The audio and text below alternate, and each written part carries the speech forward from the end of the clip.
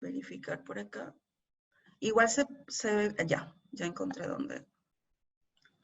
Sí se ve, ¿verdad? Ya. Bueno, buenas tardes a todos. Tal como lo indicaron, formo parte del Centro de Estudios Latinoamericanos de Educación Inclusiva, CELEI, y hoy les vamos a presentar el enfoque investigativo con los aportes que estamos tomando en la interseccionalidad de 3 líneas de investigación que se desarrollan dentro del centro de estudios. Estaríamos hablando de la línea de investigación en interculturalidad crítica, liderada por el doctor Luis Pincheira, la de cuerpo y corporeidad por el magíster Marco Navarrete, y la de pedagogía hospitalaria, que es coordinada por mi persona. En este caso el centro de estudios aún no está haciendo abordajes directos en las poblaciones específicas, pero a partir de este año va a comenzar a desarrollarse. Así que lo que le vamos a presentar hoy es la perspectiva desde la cual pretendemos, utilizando los aportes de la interseccionalidad, trabajar en lo que hemos denominado territorios situados. Y en este caso estaríamos vinculando 3 áreas importantes, que sería el de la interculturalidad crítica, el cuerpo y la corporeidad, y la salud, las condiciones de salud. De hecho, las condiciones de salud no se encuentran, por ejemplo, incorporadas dentro de las categorías, y por lo general ocurre que discapacidad y enfermedad se trabajan como un mismo eje categorial, que termina además invisibilizando las realidades propias de estudiantes que no solamente sufren discapacidad, sino otro tipo de condiciones de salud, y esto cómo incide también en el plano educativo, sobre todo cuando se intersecciona el tema de la condición de migrante, el sexo, la edad y la discapacidad y las condiciones de salud. Aquí, para poder abordar lo que se nos plantea o el reto que se nos plantea en esta presentación, vamos a trabajar con las 3 preguntas claves que nos enviaron los organizadores del evento. Primero, cómo entendemos la interseccionalidad en este proyecto, y allí al hacer un abordaje de todo de la teoría en el campo de la interseccionalidad, vamos comprendiendo que se trata de un fenómeno o de una teoría analítica que establece principios que nos acercan a la complejidad, sobre todo en la construcción de la subjetividad. Y aquí, en este par de imágenes, un poco vemos el primer foco que hubo, sobre todo desde esta mirada de la mujer afrodescendiente, pero posteriormente las categorías que se han establecido, y nosotros estamos asumiendo que estas categorías además forman parte de una visión epistemológica del norte globalizado, como bien lo presenta, o esta metáfora que nos presenta Boaventura de Sousa, y igual van a seguir reproduciendo de algún modo muchas de las desigualdades que se nos están presentando en la sociedad actual. Así que si vemos cuál es el foco de interseccionalidad, desde dónde lo vamos a trabajar, en primer lugar hay que tomar en cuenta tanto la teoría o la perspectiva teórica y la metodológica, entendiendo que ambas van a imbricar una serie de relaciones de poder. Entonces, en el momento que categoriza una persona como con discapacidad, o por su orientación sexual, o por su realidad cultural, estamos igual estableciendo unas categorías que vienen dadas por discursos preestablecidos que de algún modo van definiéndola, y que a su vez van haciendo que la persona en su construcción subjetiva y en el desarrollo simbólico de su propia identidad se ve atravesada por estas categorías, así como interactúan, por lo tanto, el tema de la interculturalidad, la salud y la educación, tomando en cuenta estos aspectos. En primer lugar, entendemos entonces que no estamos hablando de términos neutros. La interseccionalidad no se puede ver como algo neutro, porque finalmente estas categorizaciones van a generar procesos identitarios indispensables. Y además se habla de la complejidad porque no solamente vamos a trabajar con los elementos que diversifican o distinguen o crean estos espacios de unicidad de cada persona, sino también las múltiples dimensiones que se dan en la vida social y cómo éstas se manifiestan. Y además, ahí entendemos que los discursos que se dan desde las instituciones de poder, como los discursos en el área educativa, en el área política, en el área de derechos humanos, en el campo de las políticas públicas, también son productores de identidad y te definen hasta dónde, qué es lo que puedo, qué es lo que no puedo hacer, o cómo puedo participar en el marco de las dinámicas sociales y comunitarias. desde esta perspectiva, nosotros en el centro de estudio y atravesando estas tres líneas nos preguntamos, ¿vamos a trabajar con un enfoque más bien anticategorial o intracategorial? Creo que nuestra visión va a ser más enfocada a un campo deconstructivo de estas categorías maestras que se han establecido para entenderlas como parte de la desconstrucción que debemos formular de cara a las desigualdades que se están presentando en el campo educativo, especialmente. Y así debemos entender que hay unos límites que se cruzan en estas identidades que han sido tradicionalmente construidas, por lo cual vamos a tener una serie de categorías emergentes que aún no conocemos y que la única forma de conocer es trabajando desde metodologías que van directamente a comprender las realidades en los espacios en que las simbolizaciones se van produciendo. Desde esta mirada, entonces, más bien, en vez de hablar de una mirada quizás interseccional con unas categorías a priorísticas establecidas, nos preguntamos si más bien sería indispensable en el campo educativo y social hablar de multiplicidad de singularidades y de singularidades complejas. Porque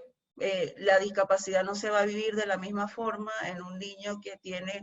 que además es migrante y que además tiene enfermedades crónicas asociadas a esa discapacidad y viceversa. Por lo tanto, la vivencia, las creencias, la cultura y todo lo que va a atravesar, y además los discursos de poder que hablan de aquello que puede o no desarrollar y hacer, y en qué medida esta persona puede participar o no, nos va a hablar de una construcción simbólica compleja. Por lo tanto, no podemos podemos partir y entender las categorías generales, pero debemos ir a la singularidad compleja, a lo particular. En este sentido, pasamos a la segunda pregunta: ¿cuáles serían entonces las principales oportunidades de generación de conocimiento y transformación social que se presentaría en esta mirada interseccional? Como les comentaba, estamos hablando de tres líneas de investigación que son bastante ambiciosas. La de interculturalidad crítica, que tiene como foco el comprender mucho mejor lo de la diversidad, sacándola de esta folclorización que se ha hecho de los estudios interculturales, entendiendo que la diversidad representa además la traducción de distintos mundos de vida. Por lo tanto, no es solamente el mundo de vida de los pueblos originarios o de las poblaciones migrantes, sino de las mismas formas de creación de identidad que se dan en poblaciones rurales, urbanas, y en la convergencia que hay entre los distintos actores que se desenvuelven en las mismas. En el caso de la pedagogía hospitalaria, nosotros estamos hablando de identidades que están signadas por distintas condiciones de salud, y se une muchísimo a nuestra línea de investigación, que es el de cuerpo y corporeidad, en donde comprendemos que existe una subjetividad colonizada, donde se comprende cuál es la misión del hombre sano, del hombre que tiene, del hombre y la mujer sano, del niño y la niña que tiene ciertas capacidades de adaptación y que se manejan y que que puede establecerse entre unas categorías y otras, ¿no? Ahí hemos determinado que existen unos conceptos claves importantes y que se tienen que abordar a la hora de trabajar con un enfoque interseccional, que sería la otredad, la alteridad, la corporeidad, la hospitalidad misma, como un concepto transversal dentro del sistema educativo, que nos permite además esa interacción y esas dinámicas relacionales para la construcción subjetiva de la singularidad en el marco de esta multiplicidad de diferencias. Y allí hay otro concepto clave importante, que es el de racismo que nos presenta Fanon, pero sobre todo desde esta mirada en donde hay una línea divisoria que establece aquello que puede considerarse humano y aquello que puede considerarse subhumano, o que no entra en la categoría de lo humano. Y allí también utilizamos entonces las metáforas que nos presenta Boaventura de Sousa entre esta visión epistémica del norte globalizado y esta noción epistémica del sur globalizado, en donde tenemos un espacio del ser y un espacio del no ser, en donde todas estas construcciones, saberes, imbricaciones que se dan en estas construcciones de estas singularidades complejas, son invisibilizados de cara a que nosotros seguimos estudiando en la academia desde estas categorías establecidas en este espacio del ser. Desde allí entonces, ¿cómo vamos a entender tanto la otredad, la alteridad y hospitalidad y la diversidad? Primero, como investigadores, asumir que no estamos relacionándonos con un yo-tú, y yo que estoy en esta posición de poder y tú que eres el ser investigado, en este caso los estudiantes que están en diversas situaciones y con diversas condiciones, sino más bien en una dinámica relacional que nos permita definir y establecer criterios dialógicos y constructivos y deconstructivos para comprender cómo estoy entendiendo mi realidad y mi participación en la vida comunitaria, ¿no? Y allí, sobre todo, la importancia de empezar a traducir mundos de vida, traducir la realidad del niño en situación de enfermedad desde el foco de la interculturalidad, desde la corporeidad, para poder comprender, entonces, un poco haciendo alusión a lo que nos comentaban en la conferencia anterior, qué es lo que yo realmente necesito para que la escuela entienda cómo deben ser estos procesos educativos que realmente respondan a la realidad de las personas que participan de ellos, ¿no? Y desde esta noción, entender entonces que el sistema educativo contemporáneo hasta este punto se ha dedicado sobre todo a potenciar más el desarrollo cognitivo del ser humano, y que seguimos siendo constantemente evaluados a través de pruebas estandarizadas que finalmente generan etiquetas en los cuerpos, lo que provoca eventualmente una inhibición de la expresión corporal, de la expresión de este sentipensar que queremos nosotros desarrollar dentro de los espacios educativos, entendiendo que esta construcción de la propia identidad, de la subjetividad, es de carácter simbólico, y cómo me identifico, cómo veo mi propia la vivencia de mi cuerpo en el marco del sistema educativo, del sistema social, a través incluso de ese discurso que me limita o que me permite este desarrollo, va a generar entonces una serie de problemáticas y una serie de visiones acerca de esta dimensión entre la justicia educativa y la equidad educativa, ¿no? Un poco traemos a colación también como un concepto clave el de la interculturalidad crítica que nos plantea Katherine Walsh, entendiendo entonces que no podemos pensar en estas dinámicas de implicación cultural solamente como mezclas y fusiones, hibridación de elementos, sino, como bien también se expuso anteriormente, como espacios complejos en donde hay una serie de tensionalidades y hay una construcción constante de las propias simbolizaciones, tanto colectivas como individuales, en donde se encuentra enraizada una serie de brechas culturales reales, y lo hemos visto en el caso de la situación de pandemia mundial, lo vemos día a día entre también las marcadas diferencias sociales que existen entre cada uno de los estudiantes que participan dentro de las instituciones educativas. Y bueno, que pasamos a la tercera pregunta: ¿cuáles serían entonces las principales dificultades o retos del trabajo bajo una perspectiva o bajo la perspectiva interseccional? Nosotros creemos que uno de los retos interesantes que se nos plantean es que en vez de que hablemos de categorías, como bien les venía comentando, hablar de singularidades complejas, comprendiendo que éstas se encuentran atravesadas en su construcción simbólica por las categorías que han entrado a formar parte de su identidad y que se manifiestan y se desarrollan a través de los discursos académicos, políticos, sociales, en donde tanto la desigualdad como la diferencia van a jugar un papel importante. Zona del no ser. Comprender entonces cuáles son los aspectos que emergen en el marco de estas epistemologías que son desconocidas, y allí trabajar desde la visión de las sociologías de ausencia y emergencia, para no seguir estableciendo estas mismas categorías de análisis que se han planteado hasta el momento, sino ir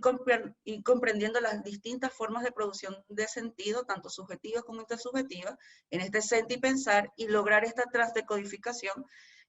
desde una pragmática epistémica que sepa vincular los problemas que se van planteando en el campo teórico o estas categorías a priorísticas que aparecen ya, y cómo estas se desmenuzan o van atravesando las realidades identitarias también, tanto en las dinámicas comunitarias.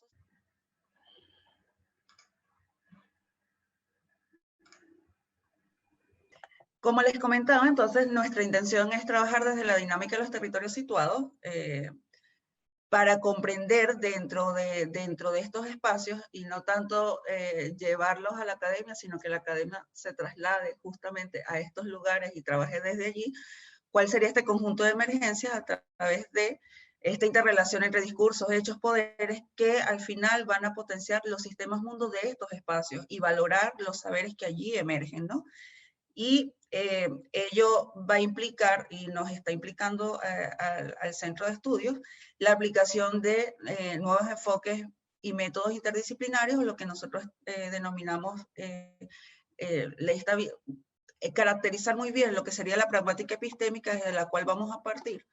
para desarrollar este trabajo directamente en comunidades, colectivos, en el marco de la red de diversidad, y cómo entonces vamos relevando todo esto que va a ir emergiendo, ¿no?, en estos espacios. Así como en hospitales, escuelas hospitalarias, domicilios, porque estamos hablando de estas tres líneas: corporeidad, pedagogía hospitalaria,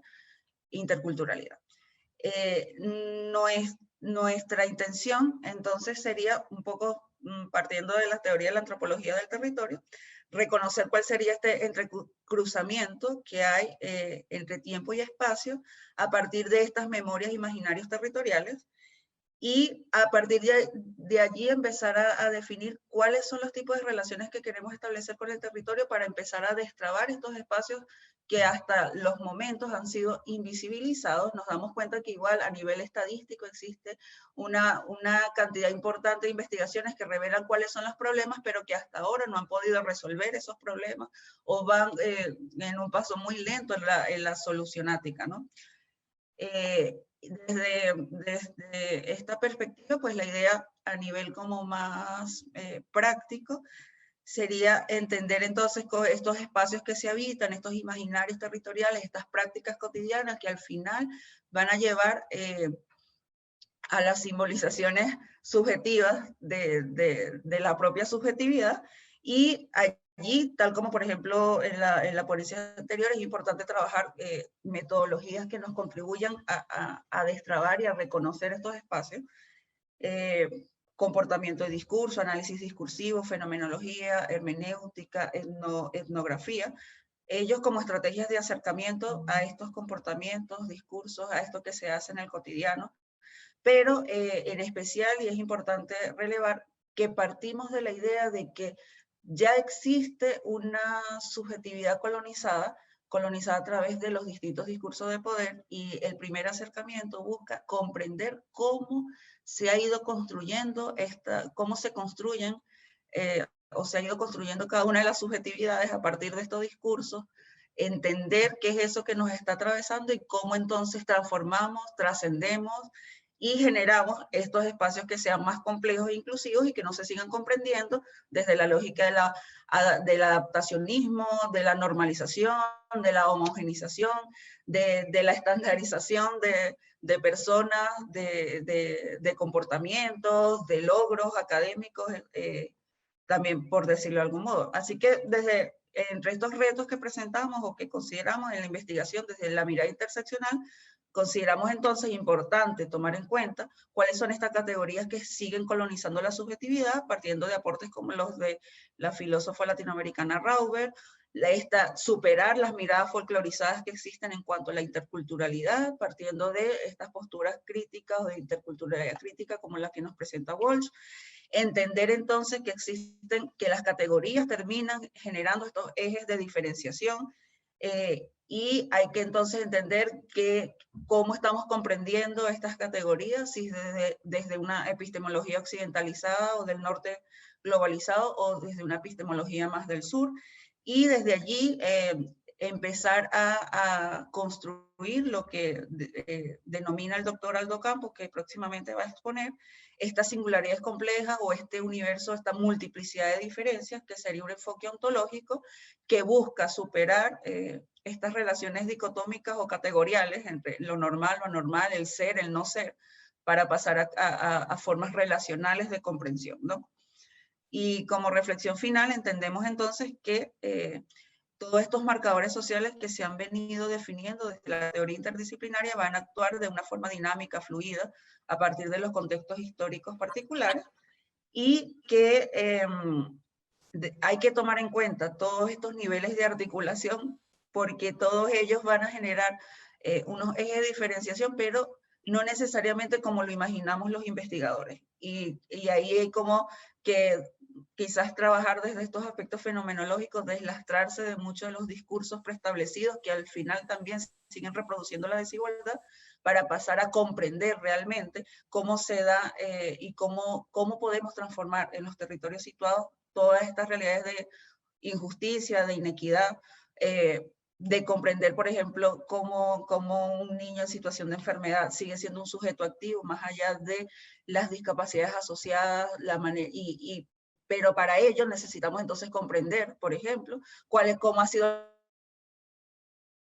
la vivencia de su corporeidad, cómo esta corporeidad ha sido atravesada por estos discursos de poder, por lo tanto, cómo define él qué es lo que puede o no puede hacer a partir de todas estas interacciones que son dinámicas. Un poco esto sería lo que veníamos a presentar en general en relación a estas tres grandes líneas de investigación. Muchas gracias.